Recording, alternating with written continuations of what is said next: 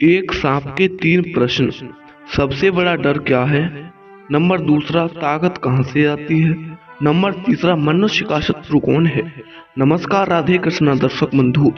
दोस्तों, यदि आप इस कहानी पर आ गए हैं तो इस कहानी को छोड़कर जाने की गलती न करें, क्योंकि इस कहानी में बताई गई सीखें ये हमारे जीवन के लिए अत्यंत महत्वपूर्ण है, जो कि हमारे जीवन में हमारे लक्ष्य तक हमें पहुंचाएंगे। बस निवेदन है कि कहानी को आधा अधूरा छोड़कर न जाएं, बल्कि इस वीडियो को पूरा ही देखें। इन प्रश्नों का उत्तर इस वीडियो में है। दर्शक बंधु, आइए छोटी सी कहानी के माध्यम से जानते हैं। मगर यदि आपने हमारे चैनल को सब्सक्राइब नहीं किया है तो चैनल को सब्सक्राइब भी जरूर कर लें, और वीडियो पसंद आए तो लाइक कर ही जाना, और कमेंट में राधे कृष्णा जरूर लिख दें। आइए शुरू करते हैं। दर्शक बंधु, एक बार की बात है। एक बार जंगलों के बीच में एक गांव था, जिस गांव का नाम था रामपुर। रामपुर गांव के किनारे ही एक कालगिरी पहाड़ और था। उस गांव में लोग घूमने आया करते थे, क्योंकि वह गांव शांति का प्रतीक था। जंगल के बीचों बीच बड़ा ही अच्छा नजारा था उस गांव का। दोस्तों, लेकिन जो कालगिरी पर्वत था, जो कि उसी गांव के बराबर में बहुत ऊंचा एक पहाड़ था, उसका नाम सुनते ही सारे लोग डर जाया करते थे, क्योंकि ऐसा बताते थे कि जो भी इस पहाड़ पर गया है वह कभी भी वापस लौटकर नहीं आया। दोस्तों, ऐसा ही करके उन लोगों की जिंदगी बड़े ही चैन से कट रही थी, जो रामपुर गांव के लोग थे। उसी गांव में एक लड़का और रहा करता था, जिसका नाम था राम।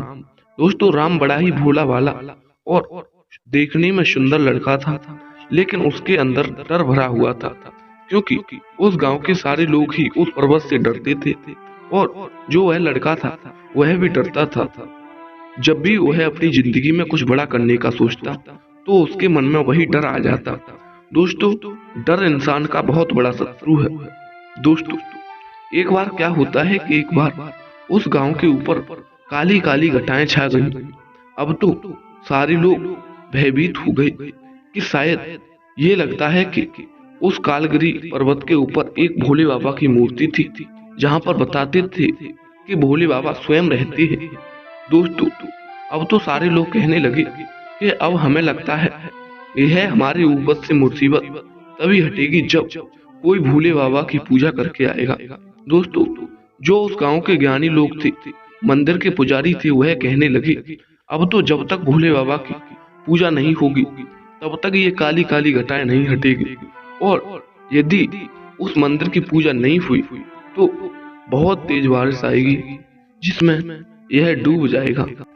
यह सोच करके वह गांव के सारे लोग बहुत परेशान होने लगे और सोचने लगे यदि शिव जी के मंदिर की पूजा नहीं हुई तो सारे लोग मारे जाएंगे।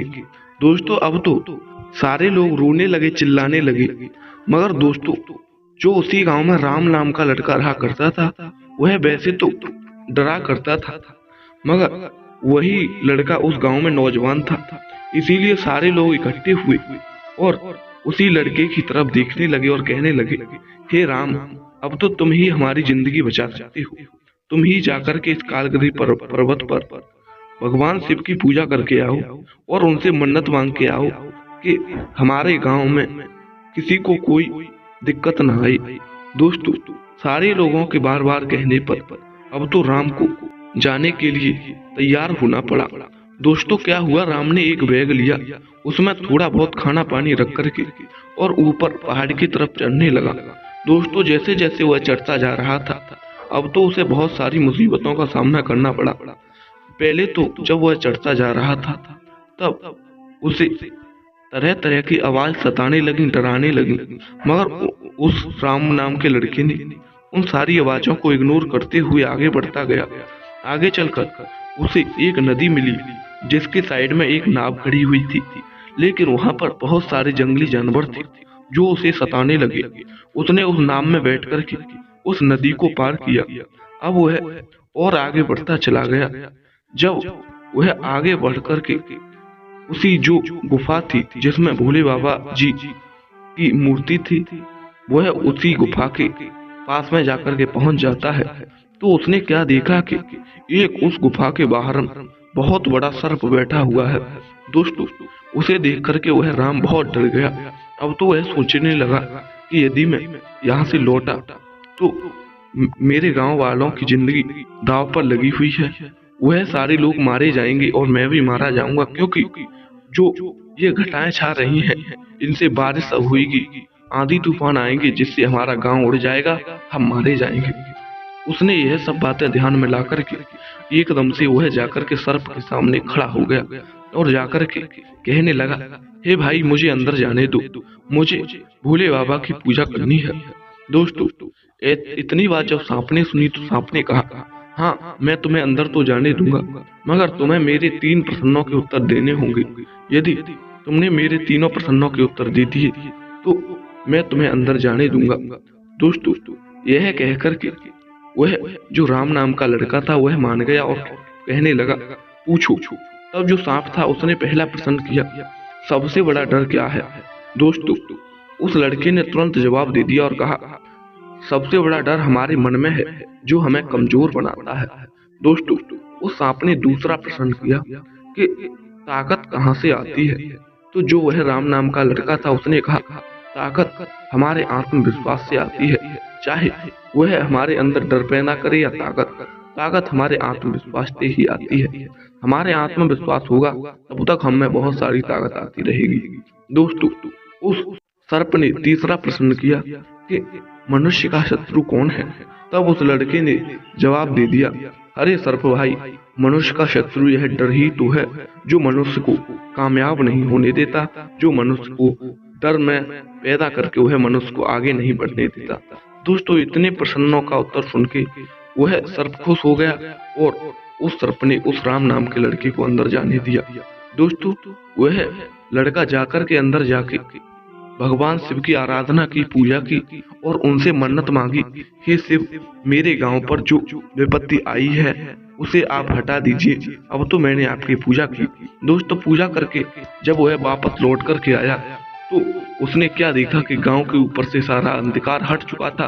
अब तो सारे लोग खुश हो रहे थे और जैसे ही वह लड़का, राम नाम का लड़का, उन लोगों के पास पहुंचा तो सारे लोगों ने उसका स्वागत किया और सारे लोगों ने उसे बहुत बहुत बधाई दी। सारे लोगों ने उसका खूब स्वागत किया। दोस्तों, इस कहानी से हमें यही शिक्षा मिलती है कि जो हमारा डर होता है हमें उसे निकालना चाहिए, तभी हम अपने जीवन में आगे बढ़ पाते हैं, अपने जीवन में कामयाब हो पाते हैं। दोस्तों, यही थे सांप के 3 प्रश्न कि सबसे बड़ा डर क्या है? तो डर हमारे मन में है। ताकत कहाँ से आती है? ताकत हमारे आत्मविश्वास से आती है।